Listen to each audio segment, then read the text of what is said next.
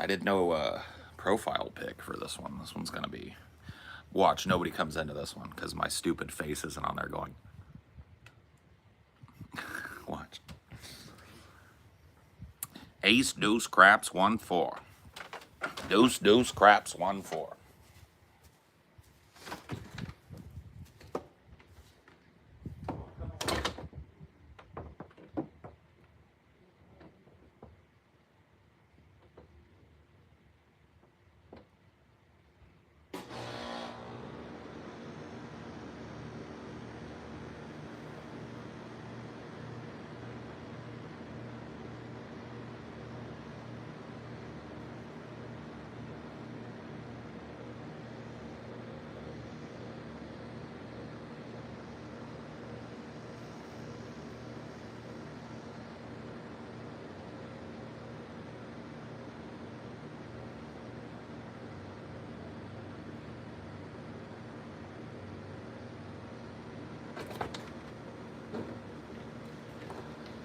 D, you gonna come or no? All right. I don't want to hear no whining about it. Ace, deuce, craps, 1-4. Deuce, deuce, craps, 1-4. Place your bets now, ladies and gentlemen. 5 to the winner. Got a hot hand.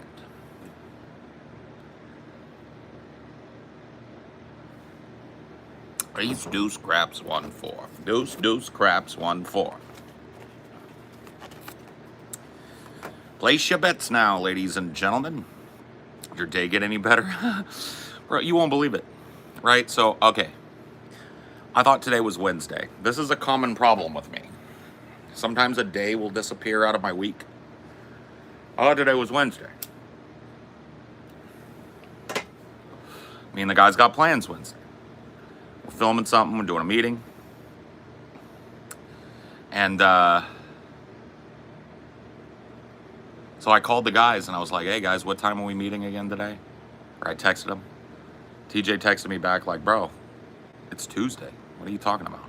I looked at my phone. I was like, oh shit, it is Tuesday. Never mind, ignore me, right?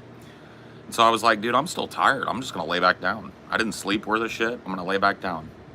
I laid down. I shit you not, after all that time in between, at least a couple of hours this morning, I got up, did a show, chilled with you guys for a while, talked all about it. Went back to fucking sleep and had that dream again.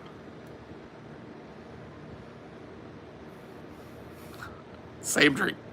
It's like it never stopped. It just picked right up. Unbelievable. Mamma mia.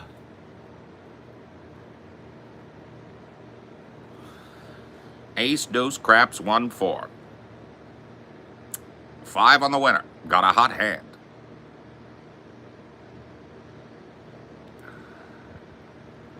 Ever fish for halibut? No, I've done deep sea fishing a little bit, and I've done mostly what I've fished for is bass.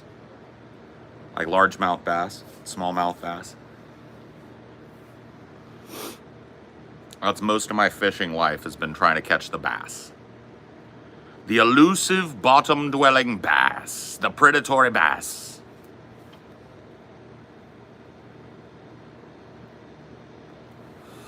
On Act 4 in Wukong, or you're on Act 3. Ooh, bro, that's the worst act, bro. I'm on Act 5. I'm on the final boss of Act 5, and he's whooping my ass. I think he's beat me like 15 times. So, and then there's one more act after this.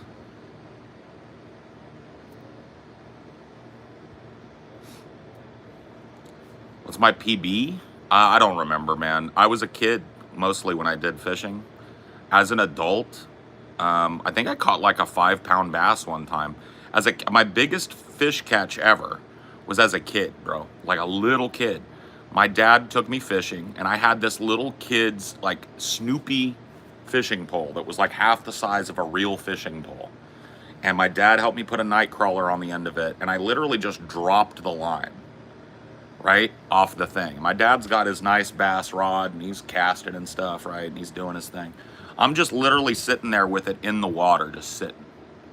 And all of a sudden, yoink! And I'm like, hey, Dad. He looks and he sees my pole bent like this. He goes and supports it.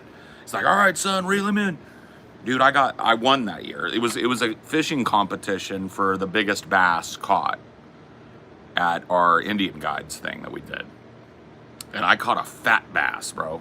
It's like a 15-pounder. Big boy. Big old wriggling fucking freak. On a tiny little shit. No, I've never caught a piranha. They're not indigenous to anywhere I've fished.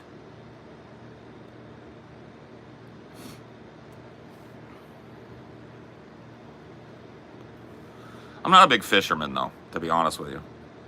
Yeah, we ate him. Yeah. We ate that big boy.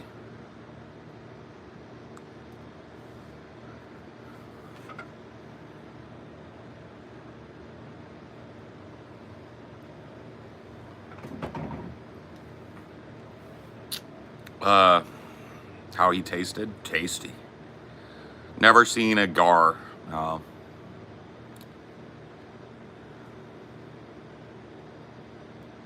How goes the Chinese? Slow but sure, man.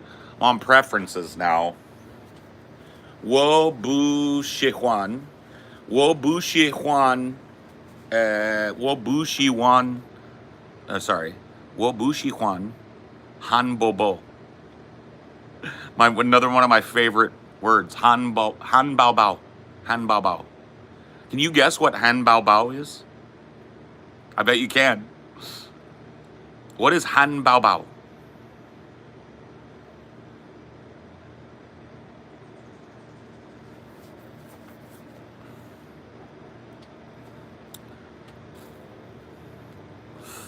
Han bao bao. Hamburger.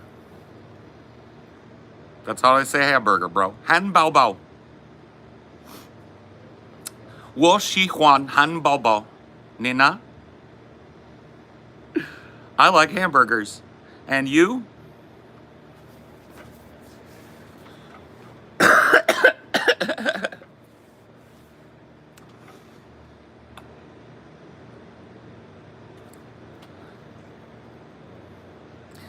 I love too that all you have to do to say I don't like is you say I no like. You say boo. Wo bu shi huan han bao bao. I would never say that. That means I don't like hamburgers, and I do. But yeah, so you just put the boo in there before. So it's like if you translated it directly to English, it would be I not like hamburgers. I no like hamburger.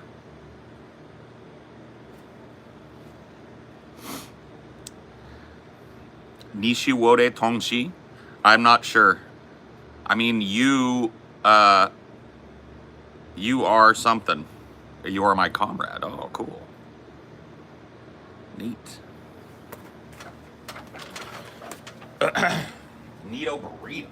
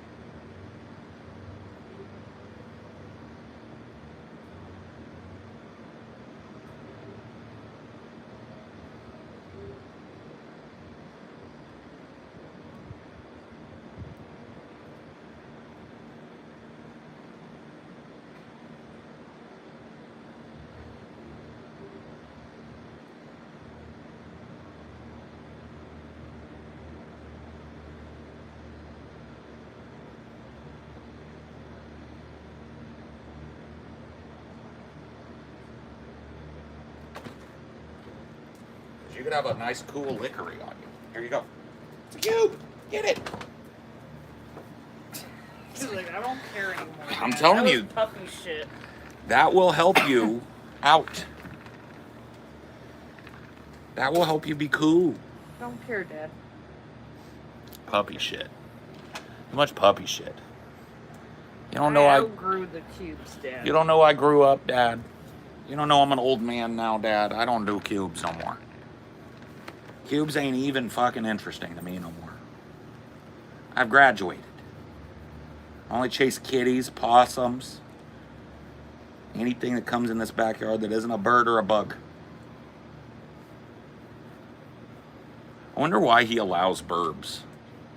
I think he just doesn't know what they are completely. Yeah. So I'm wondering, like, what goes through his little head when there's a cat. Because he grew up around a cat, Molly. She's a very mean cat, so he learned to stay away from her. And then Then- he had more mean cats. Then he had more mean cats. He had very mean cat. Well, maybe not mean, just like psycho. Yeah. Like Squex used to treat him like he was a water buffalo. And then he had Cricket. Cricket's a little bit spicy sometimes, but he ain't mean to Dinor in the same way that the other kitties. But that he's he known. also, like, tries to establish his dominance over Dinor. Molly wasn't mean either, unless Dinor was over in her business. So Molly was very defensive, like, stay the fuck away from me. Squex would seek out Dinor to pester and torture him. And I think, honestly, Cricket is more like Molly with Dinor. Like, Cricket and, like, even if, it used to be, you remember Cricket will be in there, we'll let Dinor in, he comes, you know how he rushes in, and Cricket used to go, you know? Now he doesn't even care. He just kind of, like, steps aside and looks at Dinor like, whatever. So, I just wonder, well, like, what's going through his head? Which cat is he thinking about when he goes after them cats? I bet it's Squex. Yeah.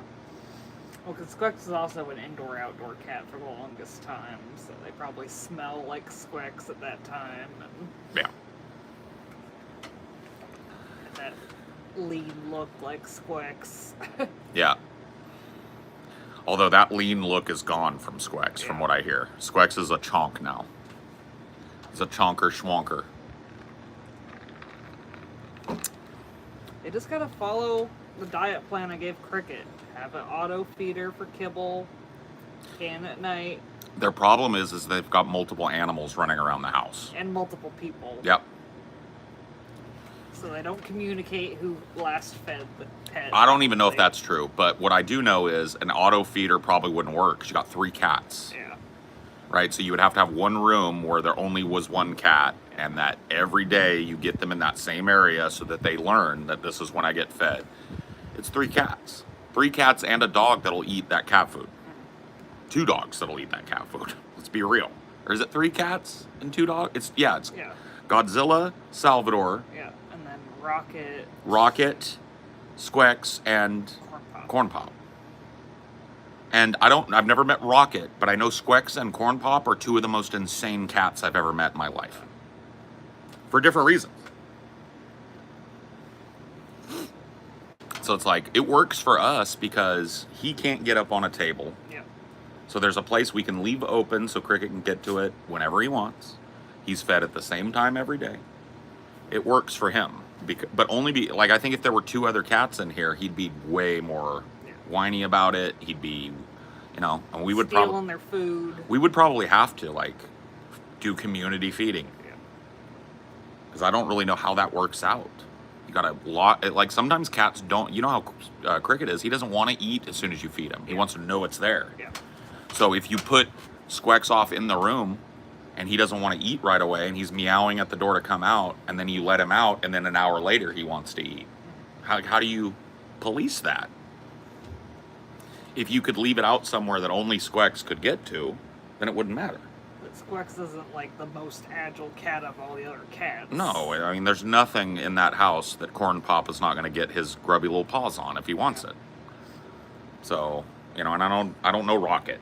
Maybe Rocket's a more chill cat, but just Squex alone keeps them from, like, separating out feeding. Yeah. If you watch Squex eat, I don't know if he still eats this way. He eats like it's his last meal.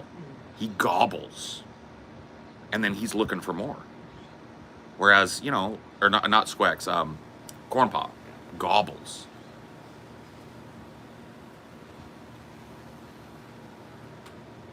Like, he will literally just eat a whole can of cat food or whatever the fuck in like 10 seconds. It's down it. And then he's out looking for the next one. It's like Squex wouldn't even have time to like nibble, let it sit for a while, come back to They would have to like separately kennel all of them until they ate their food. They would have to like have a daily ritual where it was like, okay, it's 5 o'clock. The house gets broken up into 3 different sections now. Rocket section, corn pop section, Squex section. And we've placed the food in a place where Salvador can't get it and Godzilla can't get it. It just doesn't make sense. Yeah. It They don't have doesn't. enough rooms. Yeah, I mean, well, maybe they do, but even if they did, it's like, think of like, it's a bit of like a little production to get these boys fed at the same time every day. Now imagine that, plus we've got to separate them all into different, we got to find them all. You know, Squex is hiding today, so we got to track him down, put him in his room. It's a nightmare. It's a nightmare scenario. I think 2 is a really good number of pets. I mean, it depends on how big your home is Yeah. and what kind of, there's different levels of like pet ownership. It's like cats are good animals to get for people who don't want to pay constant attention to cats. Yeah. They're very independent animals. You just put some food out for them and they'll hang around and they'll come and purr on your lap every once in a while, but most of the time they're off on their own shit. But we're not those types of pet owners. Yeah. Like I would go nuts having an indoor-outdoor cat. I just couldn't do it. So, I mean, it depends on what kind of upbringing you had. Like when I was a kid, that was way more close. Like that's how our cats were. Like we didn't really have indoor cats to speak of. It was just a feral that my mom adopted named Gerger. She had kittens. One of those kittens became one of our cats, and that cat became an indoor cat. But it was definitely like a more country thought process to your pets. It was more like she was just feeding them. They weren't like necessary. We would treat them like pets, but you know, they weren't being taken to the vet. They weren't, you know, we weren't really looking after them 99% of the time. It was more like a mutually beneficial relationship where the cats benefited from our food and our attention, and we benefited because we thought of them as little pets.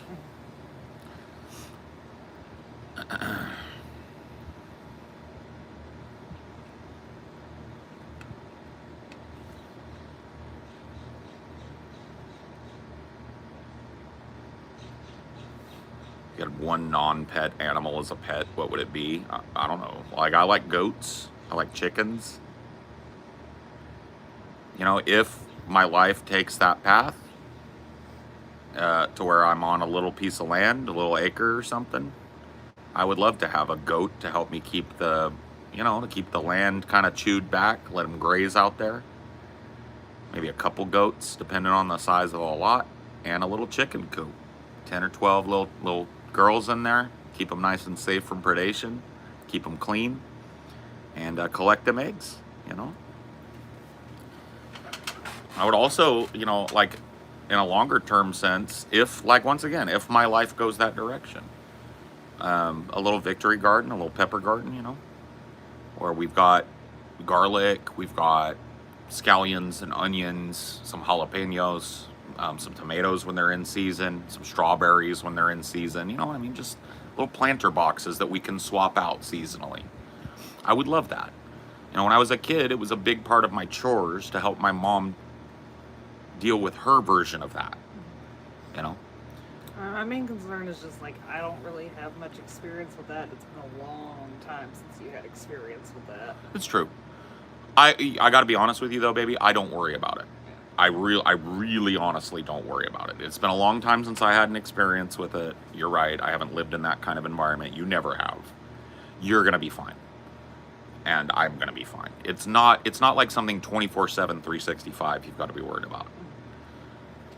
Once you get it in a routine, it's pretty simple. The only hard thing about it is if one of your chickens gets sick and you got to put it down, I can do that.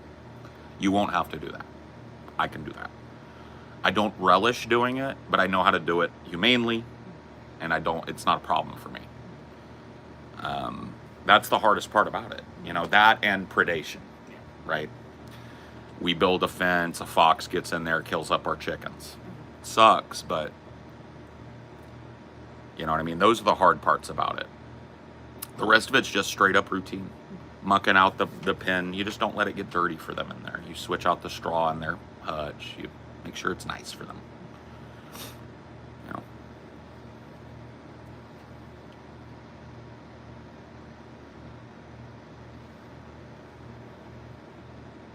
Yeah, I mean, a fox will get in, you know, a coyote will get in. I mean, it's just like you can't 100% protect your chickens from predation. Having a rooster around can help because they'll alert and you can get out and chase one away. Having a farm dog would help. I don't know, you know, maybe down the road we have that. You know, we have a dog that's an indoor-outdoor dog that's trained. But that's presuming we can ever afford a house like that. Yeah, that's why I keep saying qualifying if my life takes that path, you know. It sucks the way housing's gone. It doesn't.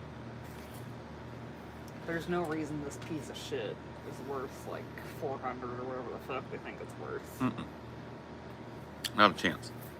None of these houses are worth what they're being priced at. None of them. Not a single one of them is worth the money that's being asked for them. And it's true everywhere. That's true everywhere. Looking at New Mexico and Missouri, if you want that life without paying absurd prices. I don't want to live in Missouri, and I really would rather not live in New Mexico. So it's one of those things. It's like, yeah, is there a place where Amelia and I probably within the next couple of years could secure that sort of thing? Sure, but we'd be in like fucking Tennessee or West Virginia or something. I don't want to be all podunk locked up south. I've been down there, dude. I've been down there. I don't like it. I don't like living down there. I don't feel safe down there, you know? Yeah, that's the trick. And then, like, as soon as a state like that starts getting better, everyone and their mom moves there, and then the prices go up too. Of course. I mean, we could be on the front edge of that first migration wave if it happens, but I don't see Tennessee, Missouri getting better enough within the time that you and I are looking to purchase a home. Although Missouri does have legal weed. They do. But that ain't the only thing I'm judging. Yeah. I want social services. I want, you know, a fucking established anti-racist idea in the state where fucking yokels and, you know, racist people are not amplified in the government. I want, you know, I want a place where that, you know, isn't suffering from paused reconstruction. Because that's exactly what happened to the South. The South was ruined because the North, after we won the fucking Civil War, allowed Reconstruction to fall by the wayside. We allowed them to challenge it legally and flaunt it legally and then eventually just stop doing it. And we never got rid of the enclaves of hillbillies down there who are pushing this KKK shit. We never let them know that the world had moved on past them. And so now they live in a place that quasi-supports their shitty, white hood, yokel, two-tooth fucking hillbilly shit. I don't want to live around that. I don't want to, look, are there KKK fucking Nazi type people living in California? Abso-fucking-lutely. In fact, one of the biggest white nationalist organizations in the world exists right here in California. But those people are ostracized. They keep it on their land. They do their little Sieg Heil Nazi parties on private land. They don't go walking around with their hoods on around here. It's known. It's known. You keep that shit under your breath. Racist fuck. Because you'll get stomped out here. Yeah, it's like, I genuinely thought Indiana was a decent place to live except for the racism. Yeah. Well, that's the problem. Yeah. Those Midwest states, and Indiana is like a Midwest state that's got so many ties to the South that it damn well is a Southern state. It wants to be a Southern state. It has to be. It's a trucking state. Yeah. So fuck that. I'm not. Look, I'm willing to settle. I'm willing to go to a place that maybe doesn't share. In fact, there's no such thing as a place that shares my fucking values. 100%. But I've got certain red lines. And the South's red line, the racism down there is off the fucking charts, bro. Off And the it's charts. not necessarily that, we're obviously not the target of it, but it's people assuming that we agree with them. Yeah. Yeah. And then having to hear that shit. Yeah, I don't want to have to hear that shit. And if I do hear that shit, I want it to be like it is here, where that shit ain't tolerated, and I can say, hey, keep your fucking mouth shut about that. Over down there, if you're living in a little town and it gets around that you're some liberal or something, your house is gonna get fucked with. You're gonna have yokels suing you, yokels using this. I don't want it. I don't want to have to pretend that I'm some pointy hat, black person hating scum fuck to live in a place. No, sir.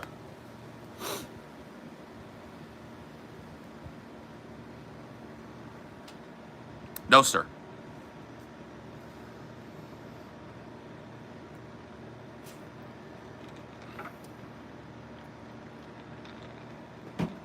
Like I said, there's racist scum all over. There's no state where there's no racist scum. But out here in the West, they put on their pointy hats and come walking around. Those motherfuckers are not leaving on their legs. They're leaving on a stretcher. We will beat some ass down here if some racist wants to run around with his fucking pointy hat on. That's what I want. That's what I want. That's what I'm looking for, bro.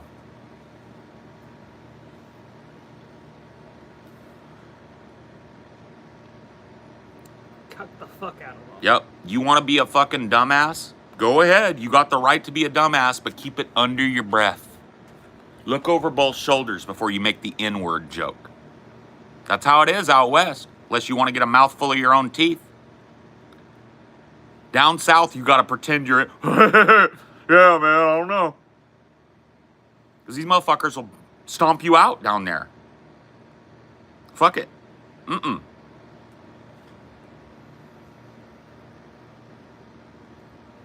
don't play that game no more.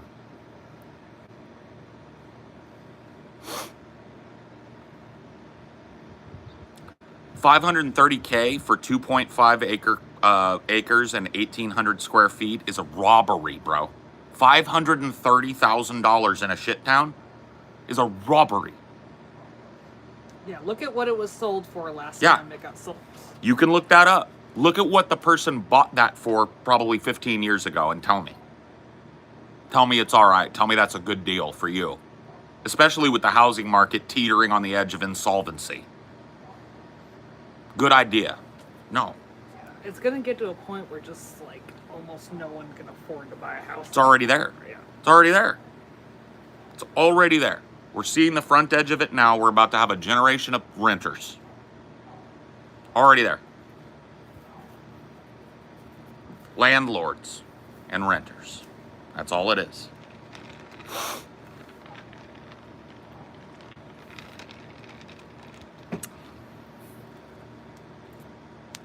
And each is fucked up in its own way. The itty bitty landlord is fucking weird and paranoid as fuck. Yep. And sucks at maintaining a property, and these big companies don't give a fuck about They don't give a fuck. They just want your money. it. Yeah.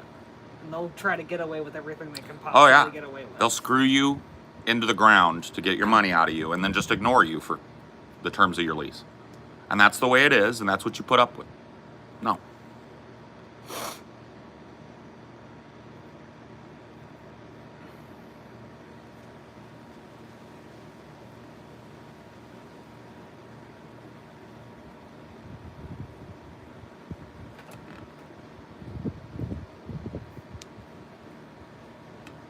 Is the term okay boomer offensive? No. I do think it's used to dismiss common fucking sense way too much, but okay. You're young. You don't want to listen to old people. You want to learn the hard way like I did. That's on you. You don't want to listen to people who have been down the road. You want to, you know what I mean? That's cool. It is your choice. I made the same choice. I didn't listen to old people. I told them to go fuck themselves. I lived my life the way I did, and I learned a lot of hard lessons along the way. I got reduced to the table multiple times.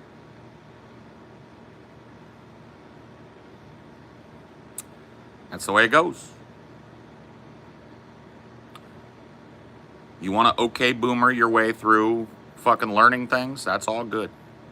Go on it. That is your purview. It's your fucking youth.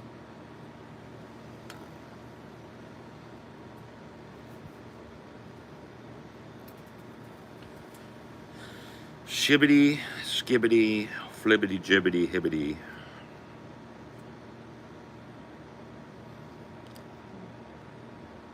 You know what Mom's plan is?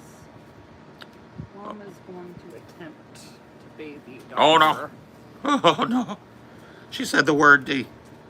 She gonna bathe you.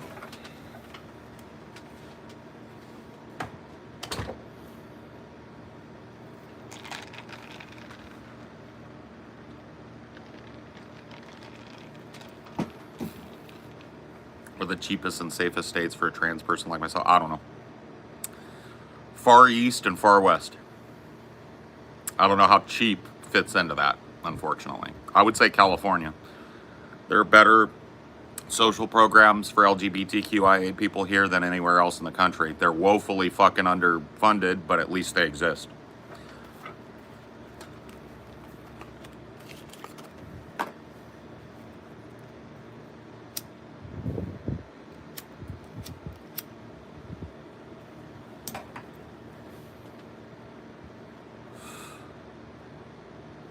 Does every generation blame previous generations for their shortcomings? Yeah, and rightfully so. You know, you didn't inherit the world in a vacuum. You didn't create every problem. A lot of times you're inheriting the world from a bunch of people who blithely ignored the problems. Like, why would you listen to their prescriptions? I get it.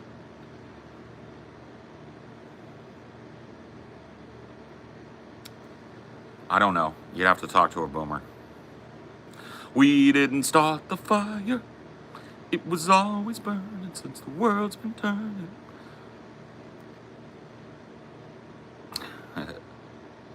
Bum, bum, bum, bum, bum, bum, bum.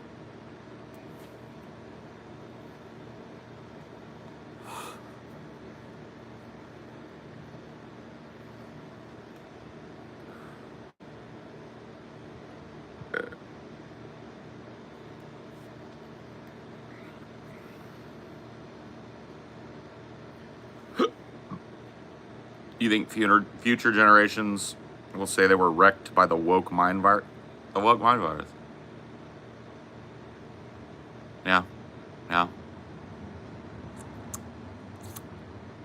You know, it's very hard to think about sometimes. Lost my son. The woke mind virus. Yeah.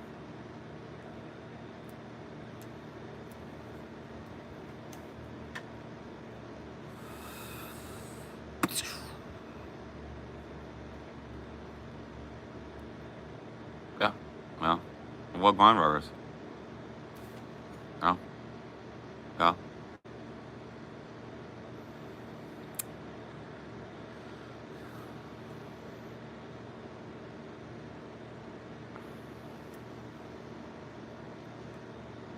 It's so true. I don't know why anybody hasn't pointed out that this motherfucker never closes his mouth. Those dry ass teeth are out there the whole time. Oh, woke mind virus. Yeah. It's interesting, you know. You think about it. Woke mind virus. Yeah. I don't get it. I don't get why nobody's called him on this yet.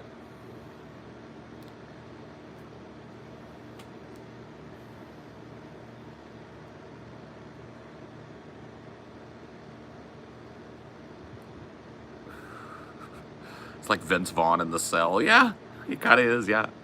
Dreamt about your Elon impression last night, rent free. I'm all up in your head, dude. I think I gave you the woke mind virus. I gave you the woke mind virus. Woke mind virus. Yeah. Woke mind virus.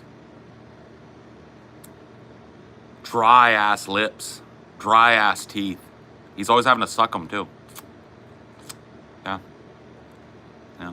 Woke mind virus. Yeah. He's always having to wet them big old teeth.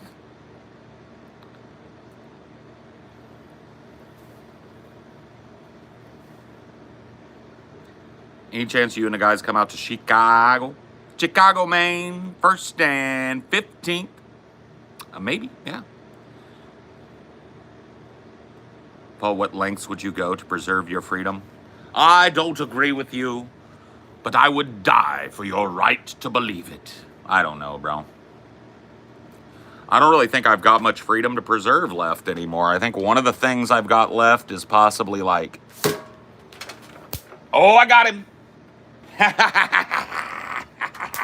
Oh, got you too, bitch. Oh, Lord, have mercy. Got you too. 3, triple kill.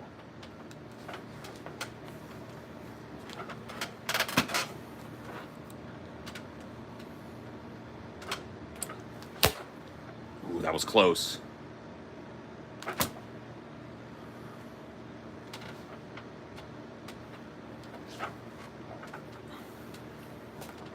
Oh, baby, a triple.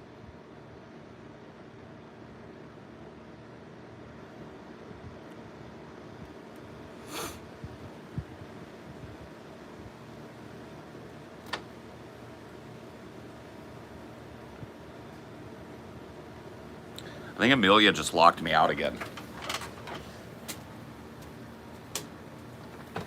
Oh, she did. Oh.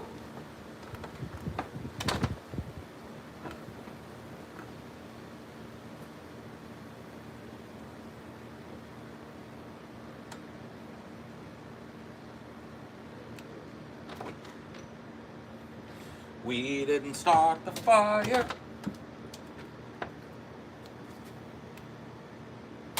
Ooh, quadra kill. Scooped.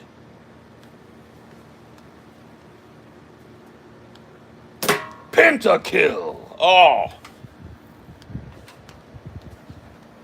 That's 5 down, boys. 5 down. 5 less flies bothering me.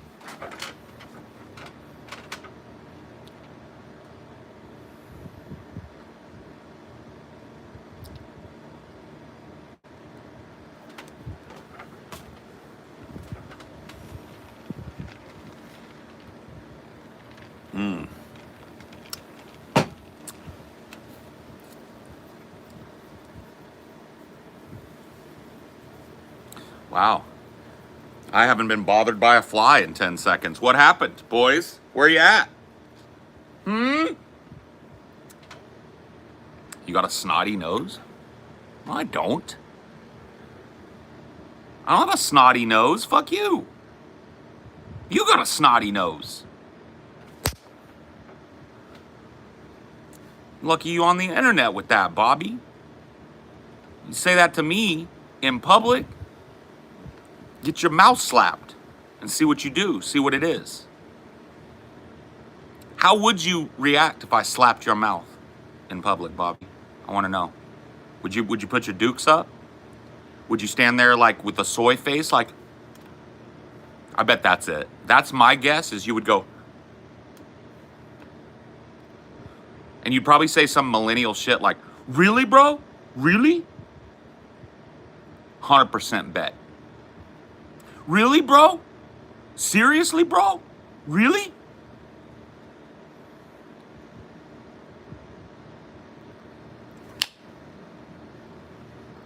You ever been popped in the mouth, Bobby?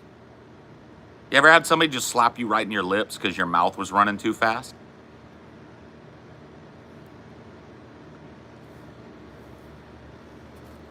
You ever took one on the chin because your mouth was running?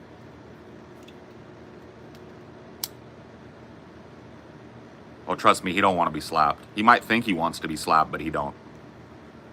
We cup our hand on them slaps. Like that. Cup. Cup it open. Get your face palmed like a basketball. Pop!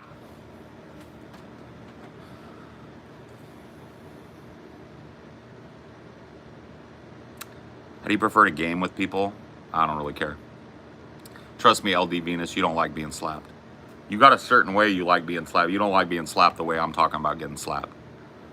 Getting your mouth checked.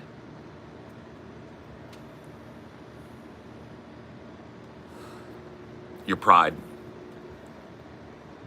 A face slap is something you'll fucking recover from in 10, 15 seconds, but that pride wound is forever, bro. You'll forever remember getting slapped in that face.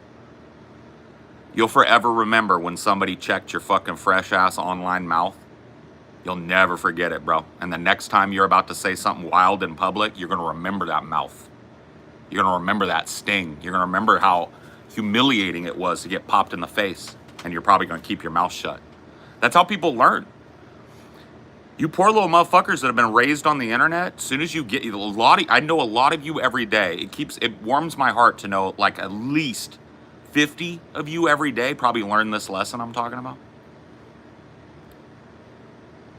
That like the internet is a different thing than real life. You bring like your memes into the world. Every day somebody's getting fucking wrecked because of that. Learning the lesson. One at a time. One at a time, bud.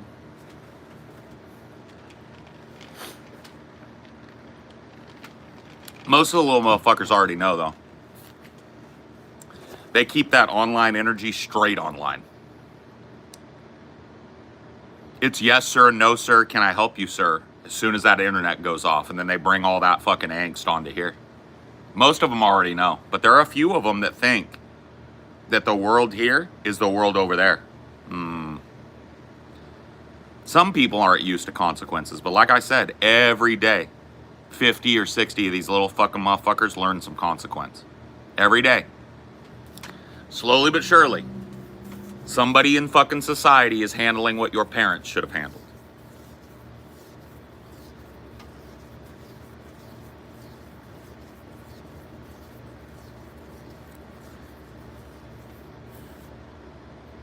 Every single day. Every moment of every day, somebody is learning that your energy online better stay right there in the digital world, bro. Where you got no name and no face. Because you bring that energy into the real world and there's going to be a motherfucker around eventually that's going to shut your mouth up for you.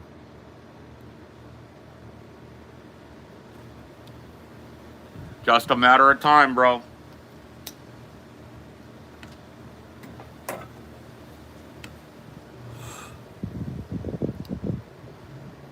Mushrooms suppress my online energy. Yeah. I mean, it can give you a little bit of introspection, and that's what I think needs to happen with a lot of people that have this online energy.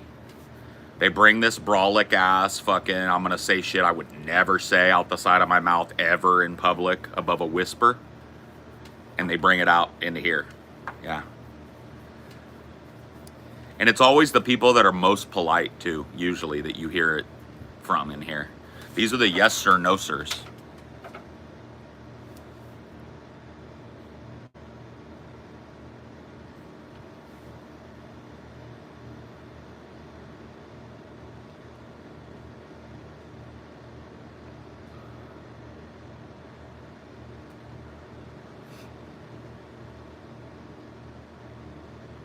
The Silk Road was in Iceland? You stanky bitches. How dare you deal drugs from Iceland? They could be compensating for being a bitch IRL. Oh, 100%. That's 90% of it right there, Macaroni Obama.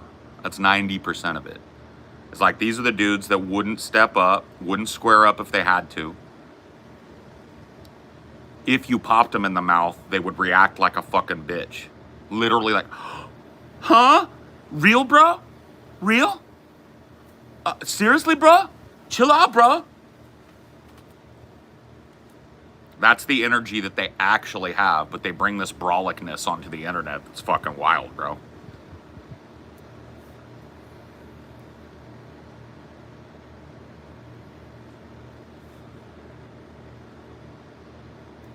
But it's okay. The ones that don't understand that they better keep that energy right here on the internet where nobody knows who they are, they figure it out every day. Every day one of the motherfuckers eats their teeth, and I love it. I love it. That's the way, because you know what? It makes a better person. You eat your teeth one time because your mouth got a little fresh in public. Never again, bro. You've learned. You ain't going through all that dental misery again. Lesson learned. Chalked away. Back of your head, that mouth ain't fresh no more. Beautiful thing. It's a beautiful thing. Hey, Pranav, what up, dog? Mom and dad never checked your fresh mouth. You gonna learn today. I ain't your mom, I ain't your dad.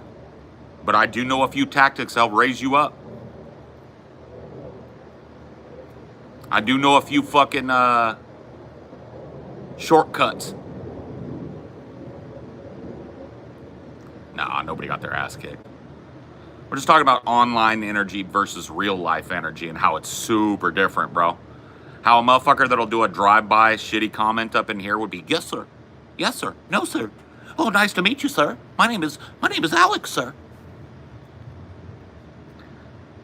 They keep that energy behind that fucking mask.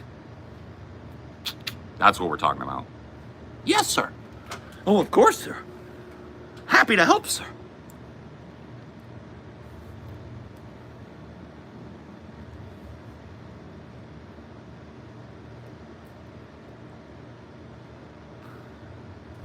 Dude, there's a guy on one of the hate subs. He's one of the mods over there. A guy named Brad. And I dosed Brad with a little bit of fucking fresh mouth on Discord one time with like 15 people in it, right? This is the wild shit. Brad was coked up and talking shit, and I checked his fresh mouth and told him to keep his fucking mouth shut. You know what and here's how it went, dude. Yes, sir. Yes, sir. No, sir. No, sir. Yes, sir. All right. Understood. Understood. Yes, sir. Right? In his mind, we had a screaming match. In his fucked up, coke-addled, brolic, online-only brain, he and I had a screaming match. And it was like 50-50. He gave as good as he got. But 15 people were sitting and watching him just say, yes, sir. Well, I called him a stupid, sloppy, fucking lion-ass cokehead that needed to check his fresh fucking mouth because somebody's going to slap him up in real life. Yes, sir. Yes, sir. You're right, sir. Correct, sir. In his mind, all these months later, it's been recontextualized that he had a screaming match with me. He got cucked straight to his bitch-ass fucking fresh mouth online face. Yes, sir. Yes, sir. No, sir. 6 months later, it's, oh, Paul and I had a screaming match. No, we didn't. You got your fresh little bitch mouth checked in front of 15, 20 people live. We're witnesses, cokehead. Get it correct. Come correct.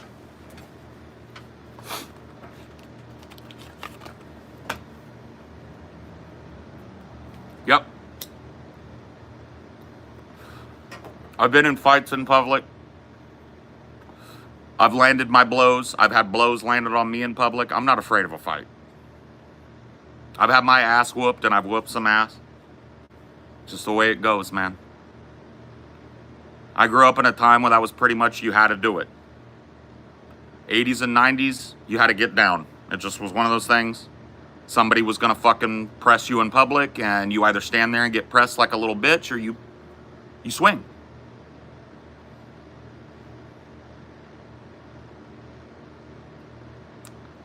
No, because here's the deal. I've never had my fresh mouth checked in public. I've never had to have that happen. Because I watched that shit happen when I was a kid over and over to these fresh mouth motherfuckers. I learned my lesson by watching. So no, I'm never the guy that's gonna try and fucking pick a fight in public, try and get under your skin in public. I know how to be fucking mutually respectful in public. I keep my mouth in check. So no, I've never had to be slapped up for my fresh mouth. A lot of people get it though. I ain't been in 25,000 fights. I'm not claiming to be some big brawler, but I've had my ass whooped. I've whooped a little ass.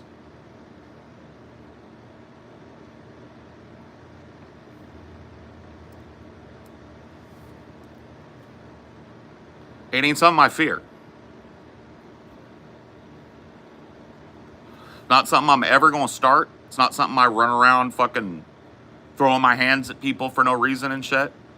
But if it goes there, we'll go. If that's the way it's got to be, that's the way it's got to be. We'll do it.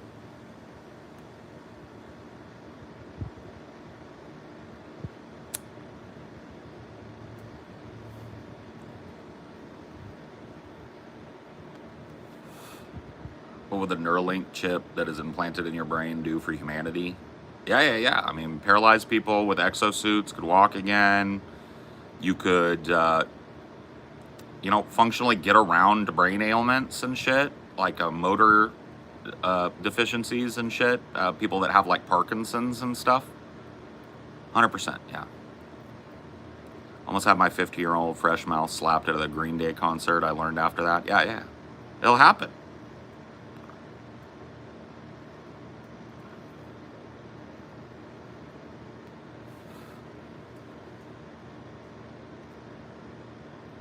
How do you feel about human genetic augmentation, like filtering out?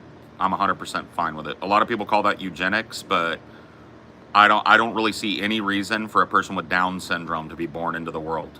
They live short lives. They can never participate like adult human beings. They require constant care. I don't know why somebody would think that a life like that should be brought into this world. If we could eliminate shit like that, Harlequin babies, people that are going to live lives, short lives typified by mental deficiency and suffering, they could just not exist anymore. And people want to argue against that. I don't know. I don't understand the argument against it.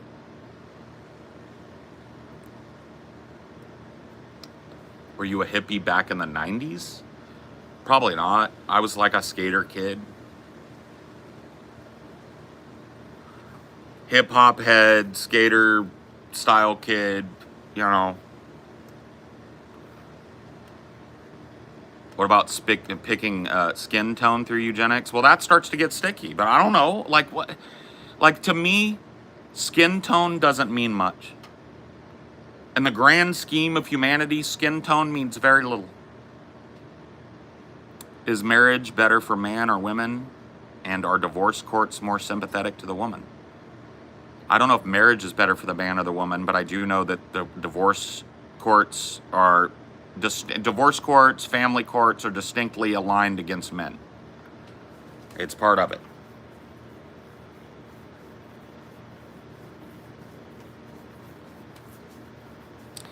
Skin tone means everything to you. That's a shame. That's a shame. But it's your life.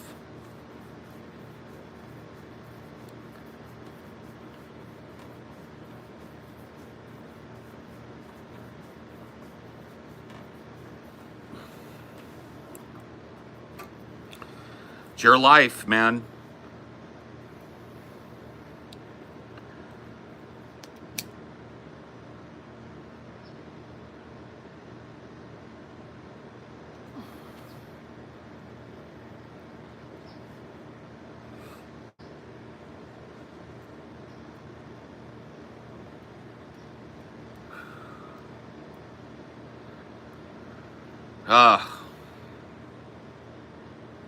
The edibles have kicked in.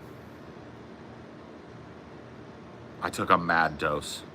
I took a 200 milligram dose right before I started up. And we're feeling it now, ladies and gents. We're feeling it. It's happening. The front edge of what is about to be a big ass indica edible high has hit your boy right in the face like a frying pan. Your boy's high. Yeah, land on it, bitch. Land on it. Oh, snap. Come on. Oh, yeah, land on it. Land right on it. Yes. Oh, come on. Land on it. You know you want it. Land on it.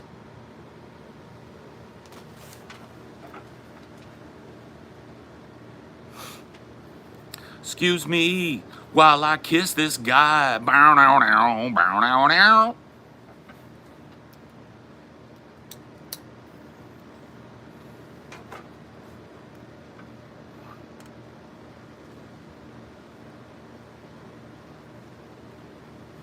I'm supposed to wear my prescription lenses all day. I'll tell you guys what happened. I have 2 prescription lenses that I wear. I have 2 pairs of glasses. One of them is meant for this. I'm supposed to use it when I'm on my phone or my computer. The other one is meant for me to be wearing it all the fucking time. I'm doing horribly. I fell asleep with my other pair of glasses on, rolled over them in the night. They're broken. I have to go get them fixed. The lenses are fine. The frames are fucked. So I haven't been able to wear those in a hot minute. My other glasses I'm supposed to wear all the time when I'm not doing this, but I don't. So I'm not doing well. LASIK is an option for me, but I do not want it. What kind of edibles? They're called a tablet, bro. Yeah, I don't get like any fruity, like, I don't care about the sweets, bro. If you know anything about edibles, when they make these sweet edibles, they taste like ass, bro. They don't taste good. So I have a thing called the tablet, bro. 50 milligrams a tablet. You get like 1,000 milligrams in a pouch. I'll go get them, bro. I'll go get them and I'll pop 2 more. I'll show you.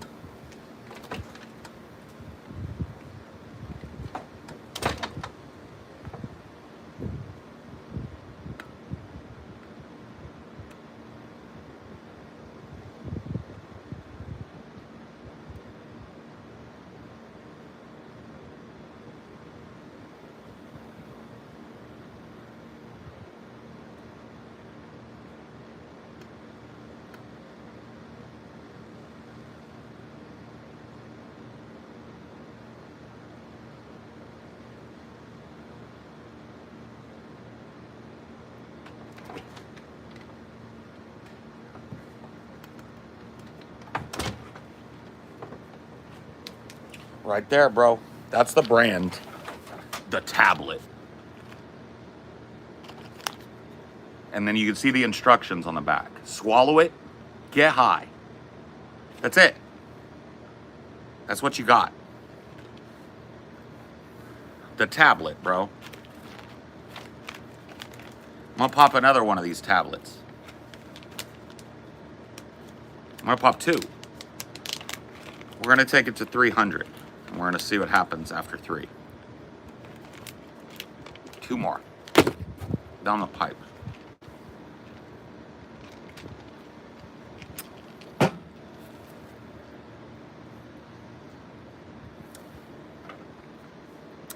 Swallow it, get high.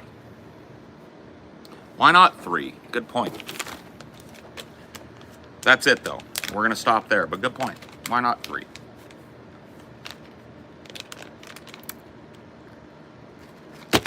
Down the hat.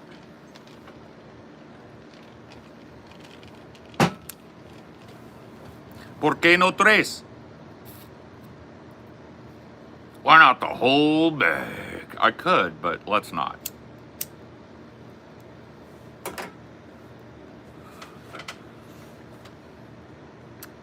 How much does a sack like that cost? I'd have to look it up, bro. Let me see if it says on the package here. No. Say somewhere back here. No CBD. No, it doesn't say. I can't remember what I paid for it. Tell us the time you got too high. Yeah. I don't really believe that exists, man. I really don't.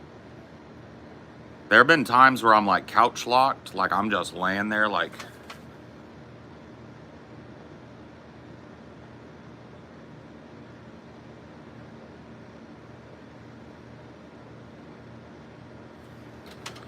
mouth open like Elon Musk 24/7.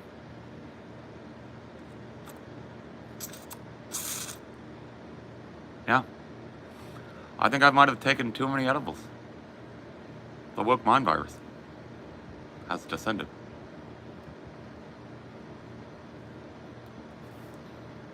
My cat just took a puke. Bro, they do that, bro. They be doing that. Cats. Do I know P. Diddley? Wake up in the morning feeling like P. Diddy. Oh, Diddy did it for sure. Dude, Diddy was a booty farmer, okay? I saw this dude, I don't know who it was, but it had me giggling. It was a short, and it was from an interview. And they were like, would you take your girl to a P. Diddy party? And he was like, yeah.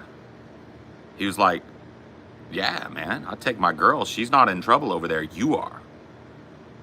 It's your booty you got to look after at a Diddy party. I was like,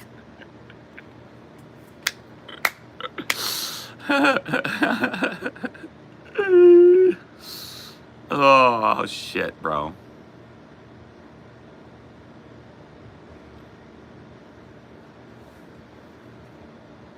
Yeah, take your girl. Take your girl to the party. It's not her booty you got to look after. It's your booty. Your booty is on fucking deck at a Diddy party. I was like, Paul, at what point a female is assaulting a man is it acceptable for a man to tolerate? Are you talking about acceptable to me or acceptable to society? The answer for society is never. You're supposed to sit there and let a woman beat you to death.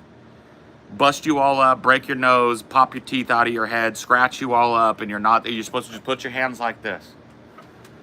But what I find acceptable is if a woman attacks you. If you're attacked by a woman, you do whatever you got to do to get that attack to stop, and I think you're probably fine. Now, you're going to get your ass beat by every fucking white knight in the area. But yeah, she gets one. If she wants to come up and start scratching on you, hitting on you and shit, she gets one. You know what I mean? Especially if it's somebody you don't know. Like, I will de-escalate to the point of violence. I really will. But you come at me, I'm going to do whatever I got to do.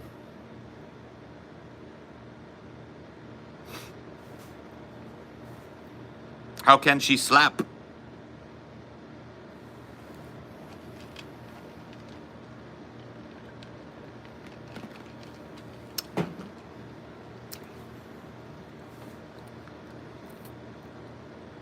I'm probably not gonna like destroy a female, but I'm gonna make sure that the attack stops.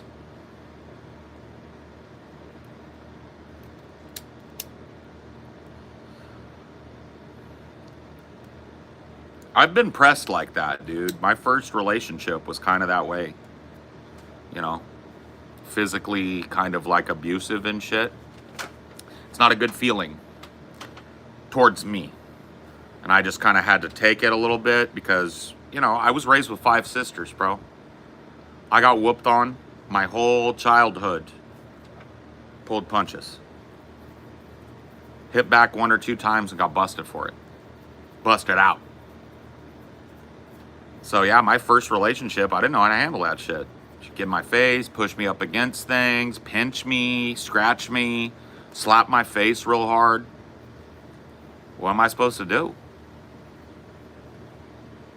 You know?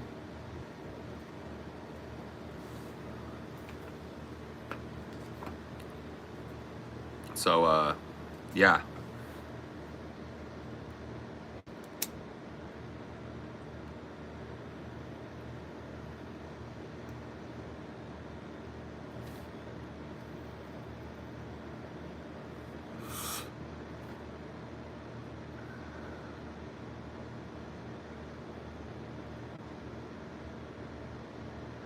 Yeah, I've mentioned her before. This is my first, like, genuine adult, long-term, live-in relationship. And, yeah, it was very, like, at times, it was really explicitly physically violent towards me. It wasn't all the time, but it happened a lot. And, you know, I didn't know how to deal with it. I just kind of took it.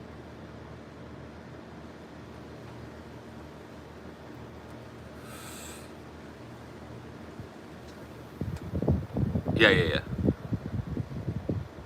When I was in college, yeah. The girl I got with in college, yeah.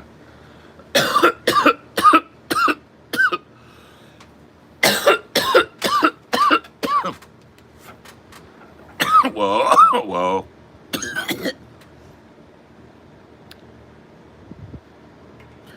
My G.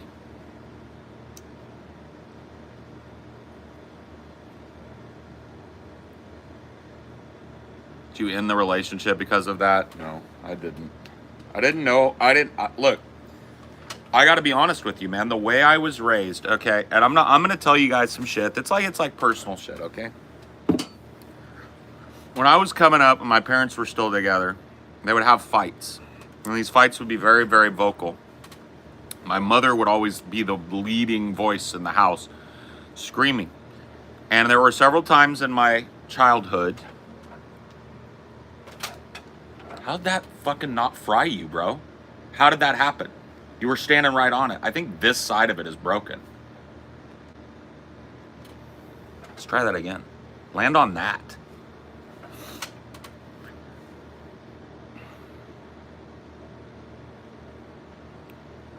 Anyway, a few times in my childhood, I have very distinct memories of my mom doing violent things. Like maybe not violent towards my dad, but violent like breaking things in the house. I remember one time, my parents had this big sunken tub in their bedroom. And the big two-person, like, you know, the counter that has two sinks, like a his and hers sink with a big mirror. And I remember one time my parents were fighting and I heard this enormous crash. It sounded like, it sounded to me like some windows had been broken or something. And I was scared shitless. And I remember after my parents left the bedroom and went to fight somewhere else, I snuck in there and my mom had taken all of the like perfume, all of the things that you would keep on one of those like sinks and just raked it all off the sink into that sunken tub, and it was just broken in there. It was just broken glass, but you know, everything was busted. There was liquid, shaving cream everywhere. It was fucked, right? And so those the reason I bring that up is because those sorts of outbursts were like, my mom got away with that shit, right? But when I was little, and if I got mad and hit something or destroyed something or broke one of my toys or something like that in anger, I got my ass beat. So it was very implicit that mom was allowed to lash out like that. Mom was allowed to scream, but I was not. Okay? Then I had my sister, right? My little sister is born 3 years later, you know, after me. But this didn't start, you know, so I've got my little sister. That's a whole nother layer of socialization, right? My little sister, my mom tells this story about how my little sister, as soon as she could walk, I had long hair when I was a kid. My mom kept my hair long. She said it was pretty. And so my little sister would walk up behind me, grab 2 handfuls of my hair, and then go limp. And would drag me to the ground by my hair. And my mom would just let this happen, and I would lay limp on the ground. She said I got to the point where I didn't even whine about it. I just was like, oh, okay. As time went on, now my parents eventually got divorced around the time I was 9. And, you know, my mom remarried, my dad remarried, and my mom remarried a man who had 2 daughters of his own. So now I've got 3 sisters in my mom's house. And I've got 2 sisters and my dad's. My dad married a woman that had 2 daughters. So I've got no other boys around at all. And, you know, some of my stepsisters weren't like this, but the other ones, they learned very quickly from my sister that you could beat up on me. And it was really like, it was not punished super heavily. Like if my mom saw them punching me or something, they'd get in trouble for it. But if they did it and then I went and told on them or something, there was never anything that happened. And so the other girls in the house learned from my sister, my biological sister, that hey, you can go and kick PJ in the balls. Like if he's pissing you off, you can kick him in the balls. You can punch him in the stomach. You can slap him in the face. You can push him. You can throw things at him, and you're probably not going to get busted for it.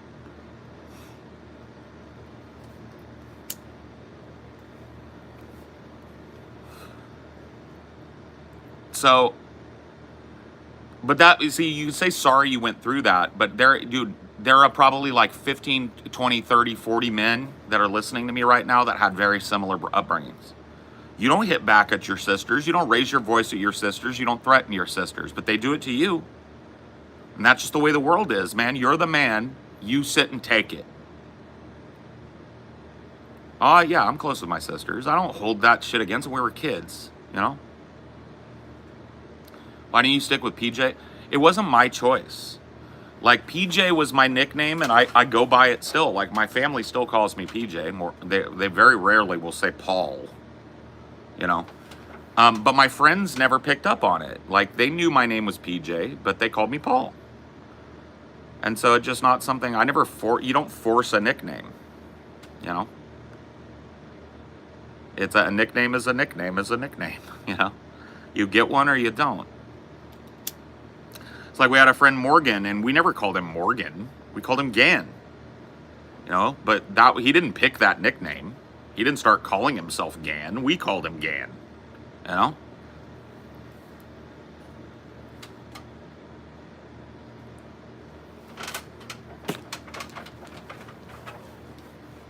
Fuck. My shadow spooked him.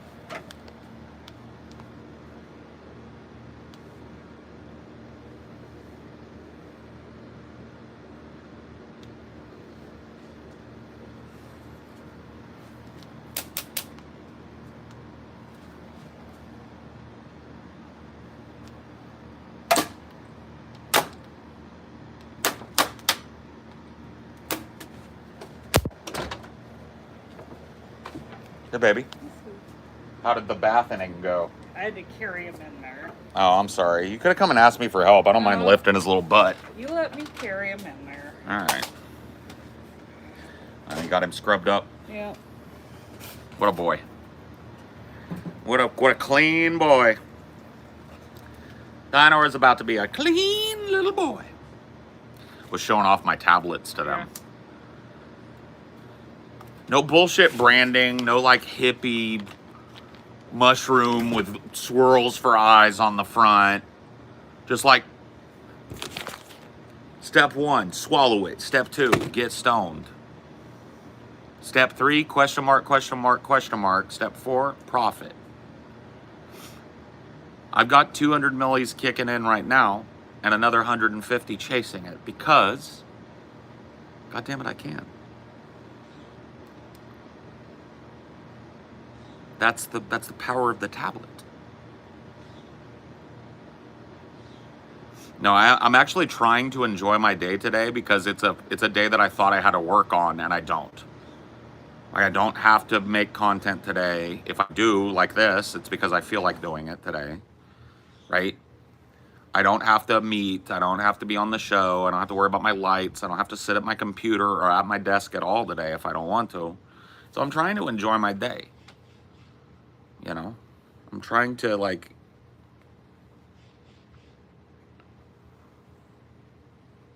take the time to let my fucking muscles relax and let my mind relax and let my neck and back, which have been fucked up this last week, chill. I slept like a log last night. Slept way too much, but that's okay. Sometimes you have to. I paid for it though. Recurring dreams both times. Bad dreams, bad dreams, bad dreams. I don't know, dude. Life is wild. It's so wild the things that can affect your day when I think about it. You ever think about that? Like, what starts your day? What affects how you feel in the course of a given day? It's interesting. Like today, I started off bad because I woke up from a really bad dream and then went right back into it. Like it never stopped. So it's like super intense dream too.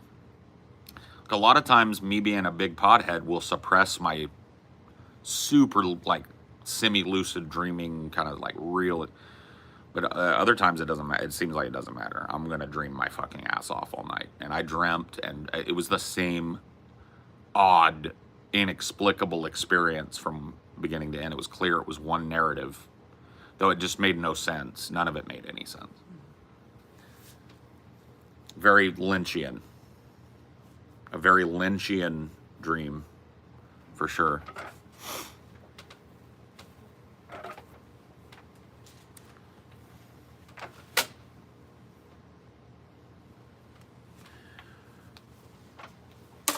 It doesn't help that I'm like wet from the shower. Oh yeah, your hair is probably there like, oh yes, moisture. Moisture. And I hope Lynch makes a comeback one day. Yeah. He's pretty old, man. And his like latest stuff ain't exactly what I would call. Yeah, okay. Still works. It's just very... It's faint. Maybe the battery's dying. I don't think so, though. It's okay, though, because I did it. I ordered the salt shoddy. I got a new salt shoddy, and it should be here in a couple of days. You're the one that ordered it on Amazon, so you're gonna have to keep an eye on it. Yeah. Because I don't get the notification. Well, I got the shop app or whatever. It'll tell me when it's here. But I got the salt shoddy. I didn't get the salt pistol because I don't like it. I thought you could load it yourself, but you can't. You have to buy salt ammo from them for it, and CO2 cartridges, and the gun costs $125. It's like, no. But the salt shoddy cost, what was it, $50 or something? Yeah. $50, $49.99. And I got a special edition as well, because it was the same price. I got a special edition colorway that Paul's Eagle will approve of. Let's put it that way. The stars and stripes are coming for these flies, so they better just count their days.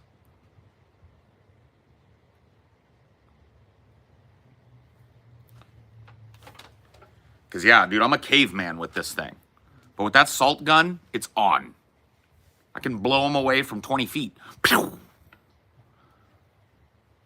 The saltarang, yes. And put out like a teeny bit of bait and just go. Oh, yeah. Just like get some gloves, grab a single dried dog turd, put it on that chair, just wait. My favorite thing that happened with my old salt shoddy before I let it just sit outside and get weathered too much was I killed a fly. This happened live on one of my ideologies on the old channel too. It was wild. I killed a fly. It died right on the table. And then I was looking and I saw a jumping spider. And I was like, oh, salted fly, jumping spider. So I took the wings of the fly and I moved it towards the spider and I filmed it. Zoomed in, got it all like focused on the little spoderman, and we filmed it. And I shit you not, he walked over to it, looked around, started eating that fly, bro. I was like, I have a pet jumping spider. I fed a jumping spider. So I see little jumpers around here all the time. We've got big, gangly, house spider boys that hang around our house out here and inside. I'm going to feed them. I'm going to pop a fly, throw it in their web.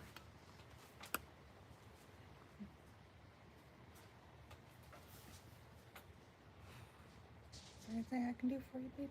Mm-mm. Okay. I love you. I love you too.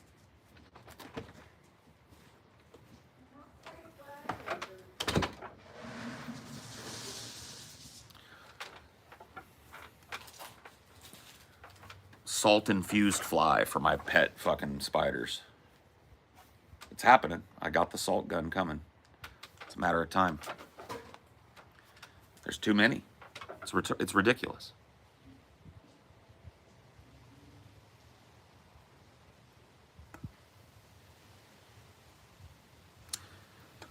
Don't you think it's freaky how humongous orangutans are? And why did they evolve with red hairs? I don't know, man. I don't think it's freaky, but they are big. Especially like the big old males. Orangutans, guys, they're big. They're big dudes. Guys ever heard of the Bondo ape? Heard about it on Joe Rogan, dude. He was talking to this anthropology guy about the different types of apes that they think might have existed at certain points. Found like a jawbone of this one that they think it was like twice the size of a modern gorilla. Just like this massive giant ape.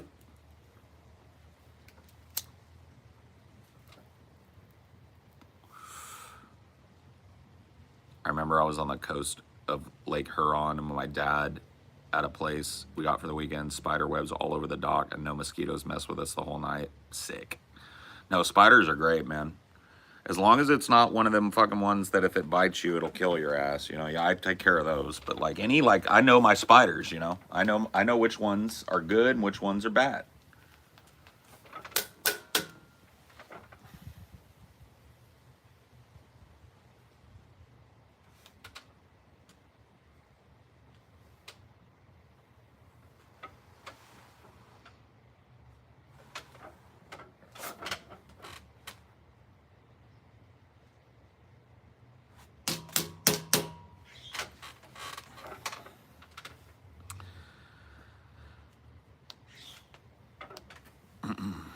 What do you think ancient people thought when they found giant bones? Dragons and shit, right? Dragons, monsters, right? I would think it was a dragon personally if I was an old ancient person.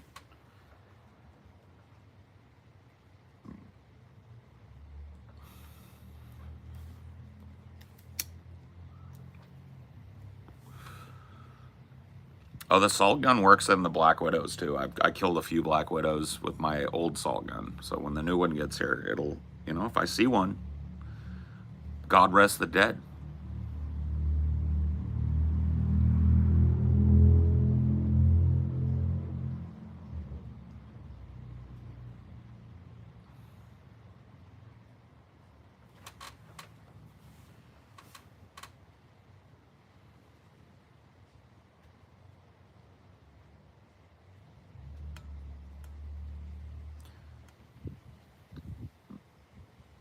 Is it ignorant and wrong to assume people in the ancient world were dumb? Dude, you want to see dumb? Send one of our asses back to the ancient world. That'll show you what dumb really looks like. The ancient people knew what was what. And the ones that didn't were 6 feet under the fucking ground if they were lucky. And just rotting on an open plain if they weren't. Yeah? Wearing in a wooden coat. That's the way that shit works. You want to talk about stupid, send one of our modern asses back up 200 years.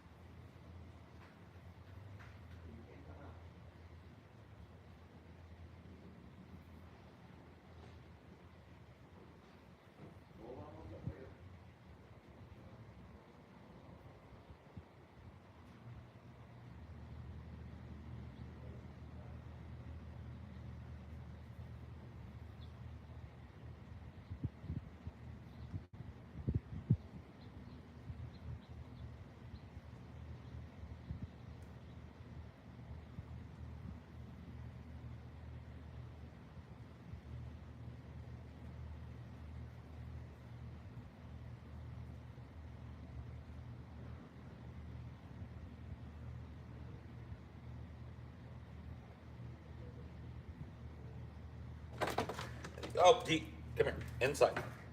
You ain't going out, but you gotta dry off first. You dry off. You could be home in a day before the hammer falls. I'm making it easier when it comes to faith. Before the times I got away. Anybody listen to Ambulance LTD? Probably not, huh? Bow, bow, bow, wow. I drop a wire to your mom and your dad that says relax. Don't think about the way I treat you. Believe me. I've got the time. I'll find a way. And I really want you. and you really want to. Badass band. Nobody ever talks about them. Ambulance Ltd. or Ambulance Limited.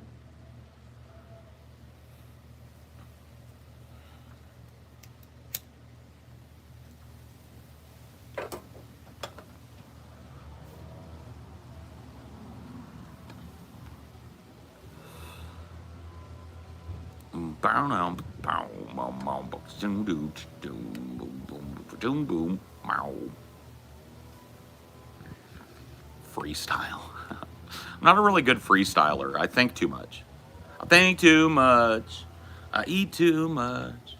I want too much. Too much. I eat too much. I drink too much. I want too much.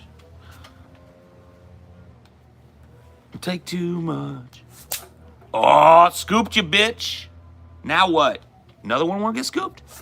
Oh, very close.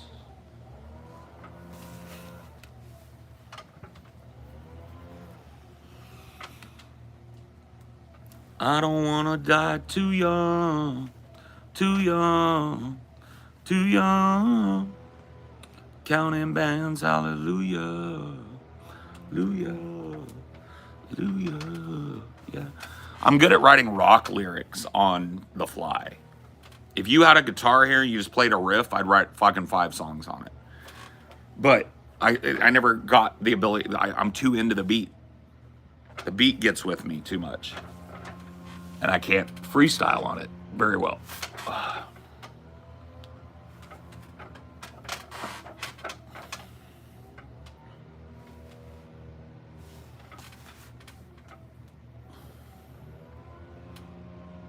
Yeah, I like tacos. I'll eat a taco, bro. What kind of tacos, though?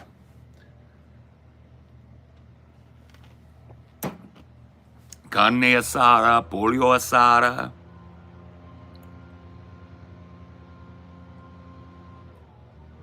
Did the CIA off Che Guevara? I don't think they had to. Maybe they helped out, but I don't think they had to do it. I think there was plenty of people who wanted Che dead.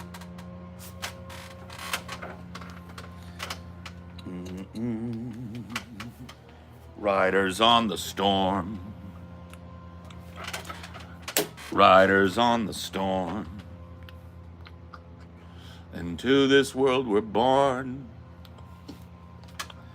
Into this world we're thrown. Like a dog without a bone, it happens all alone. Riders on the storm. There's a killer on the road. His brain is squirming like a toad. Take a brief holiday. Let your children play.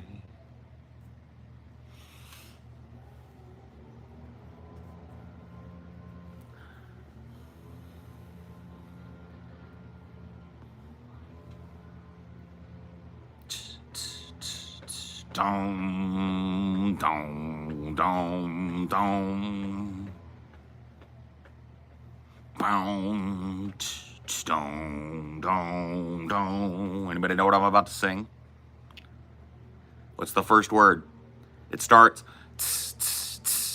dong, dong, dong, dong, dong, dong. That's the bass line. Oh shit, Seb. Mother. Bow, no, no. Tell your children not to walk my way. Tell your children not to heed my words, what they mean, what they say. Mother. Mother.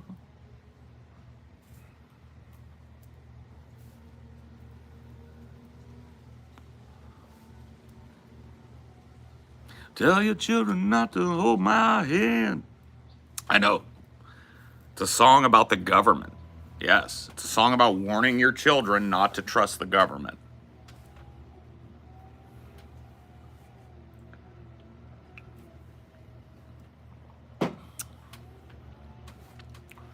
Boom, Do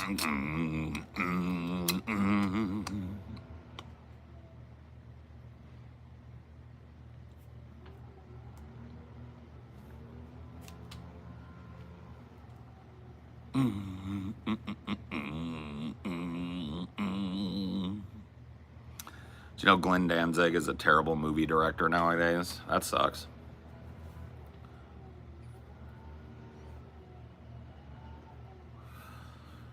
I'm in a singing mood. I'm too stoned to have a conversation, so let's just sing songs together. And those of you that don't like that can fuck right off.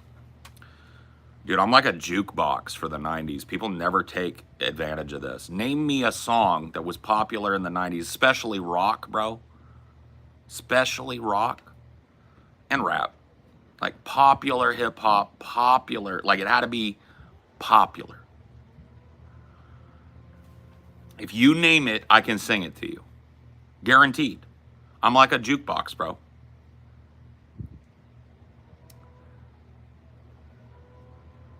Basket case? Why you give me the easiest one? Do you have the time to listen to me whine about everything and nothing all at once? Super high. I am one of those melodramatic fools, neurotic to the bone, no doubt about it. Sometimes I give myself the creeps. Sometimes my mind plays tricks on me. It all keeps adding up. I think I'm cracking up. Am I just paranoid or am I stoned? Bum bum bum bum bum bum bum bum bum bum bum bum bum. I can do the second verse too if you want. Outshine, outshine. That's all I remember of outshine. Outshine, outshine, outshine. That's enough. That's pretty much it. Celebrity skin. Burn out. Oh, make me over. Burn out. I'm all I wanna be. Burn out.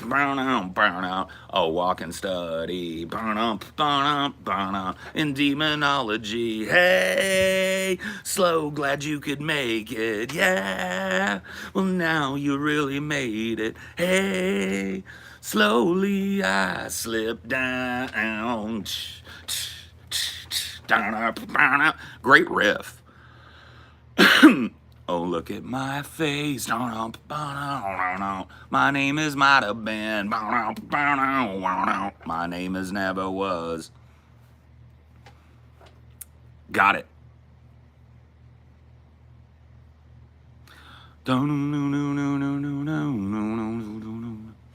Shakedown 1979. Cool kids never had the time.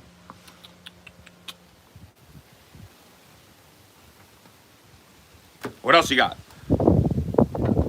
I can't understand it. I know you planned it. Opposite is weight. This what it takes. I can't do nothing because you're all in my face. Right? Your crystal ball ain't so crystal clear.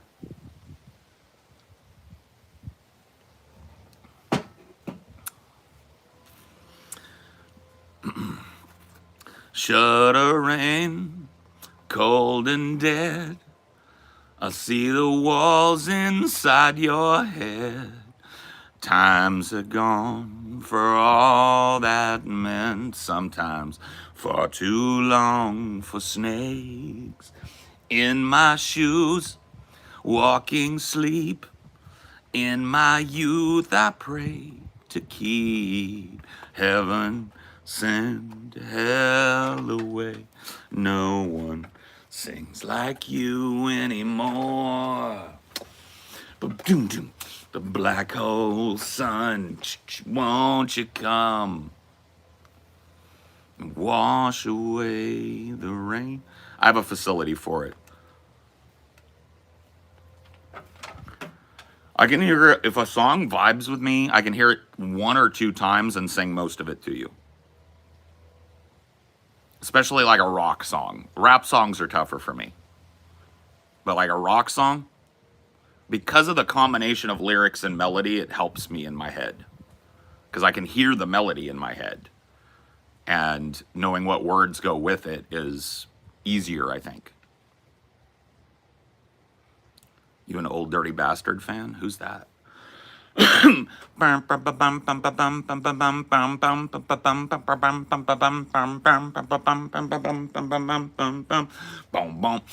baby, I like it raw.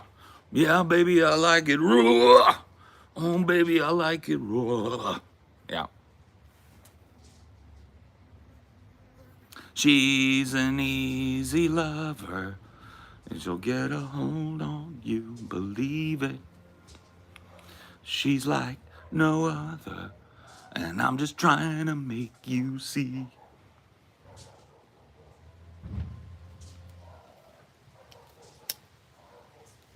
For the love of money, gotta make that money, man, it's still the same now.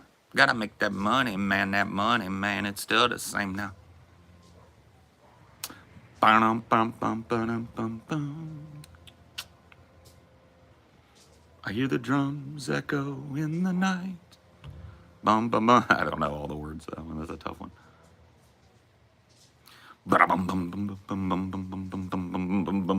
Two-headed boy, all floating in glass. The sun, it has passed, now it's blacker than black. I can hear as you tap on your jar, and I am listening to hear where you are.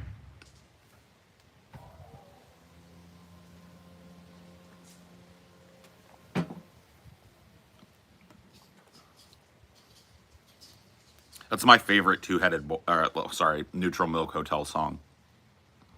Two-Headed Boy, Part 2.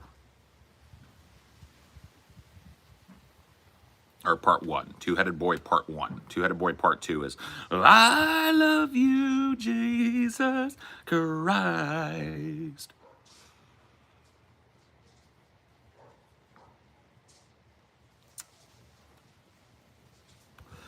Boom, boom, boom, doom, doom.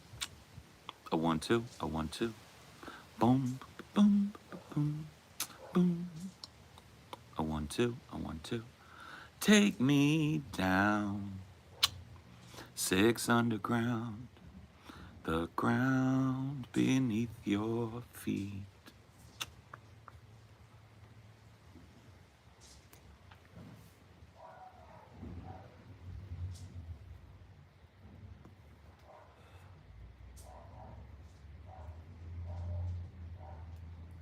Keep 'em coming. Rapture by Blondie. That's a good song, but it's not one that I know, as well. I remember the hook. We pretend that we're dead, dun-dun-dun. We pretend that we're dead, ba-na-ba. We pretend that we're dead, ba-na-ba. Let me see that thong, baby. Ooh, ooh. That thong, the thong, thong, thong. You know these other motherfuckers can't handle it when they look when you pull out that thong so scandalous. Whatever it was. I know the song, bro.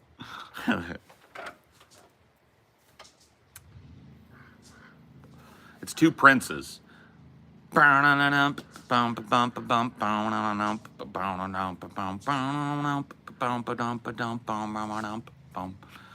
This one wants to call you baby, just go ahead now. And this one likes to tell you maybe, just go ahead now. And this one, he wants to buy you flowers, just go ahead now. And this one, he likes to talk for hours, but just go ahead now. Marry him or marry me, I'm the one that love you, baby, can't you see? I ain't got no future or family tree, but I'm the one, the princess of the heart or something. I don't know. I can get that far in it.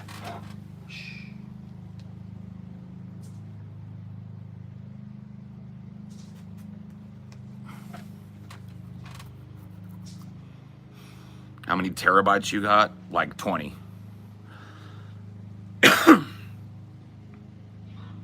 I Don't Know Christian Woman by Typo Negative. You're getting out. We're talking radio hits.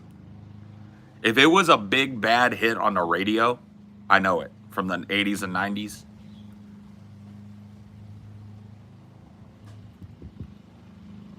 You're trying to get me into some fucking punk shit. I'm sorry, I just wasn't a punk head back then.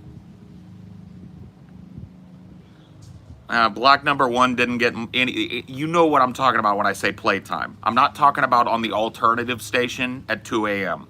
I'm talking about you turn on the radio in the middle of the day, sometime in the 80s or 90s, and you hear a song come out of it. Dude, nobody was fucking rocking Black Number One by Typo.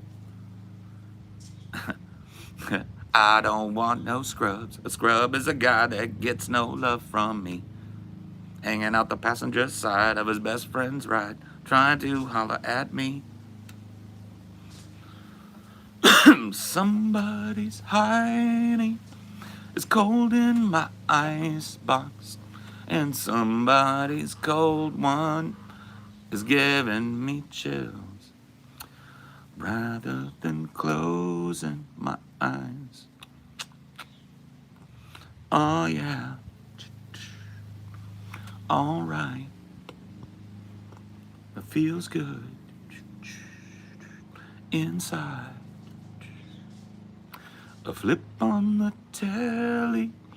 Wrestle with Jimmy. Something is bubbling behind my back. Bottle is ready to blow.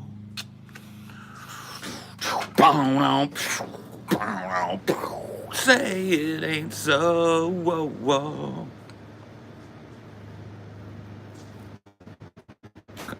Guys are giving me the easy peasies.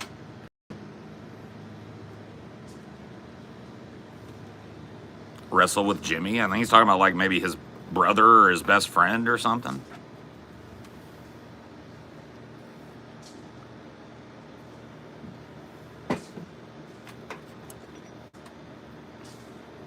Listen to Death Grips. Yeah, okay, bro. I'll get right on the Death Grips, bro. I'll get right on that shit.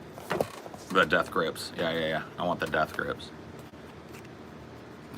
Video killed the radio star in my mind and in my car. Can't rewind, it's gone too far. Oh. It's a very fast song. I heard a story back in 1952.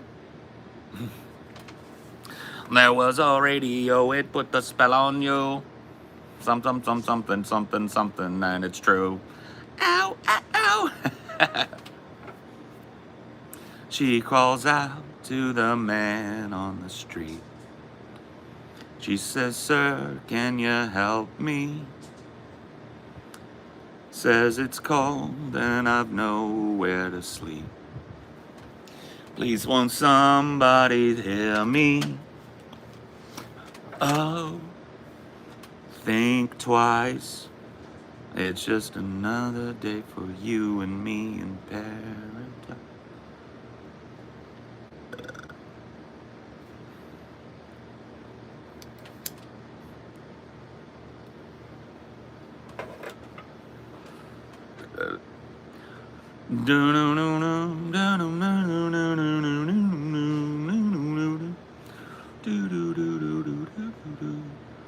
Come as you are, as you were, gotta drop it, as I want you to be, as a friend, as an old enemy.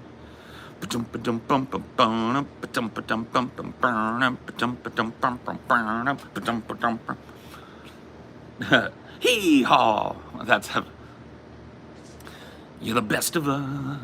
You're the best of us. I said, hey you. You're the best of us. Ow!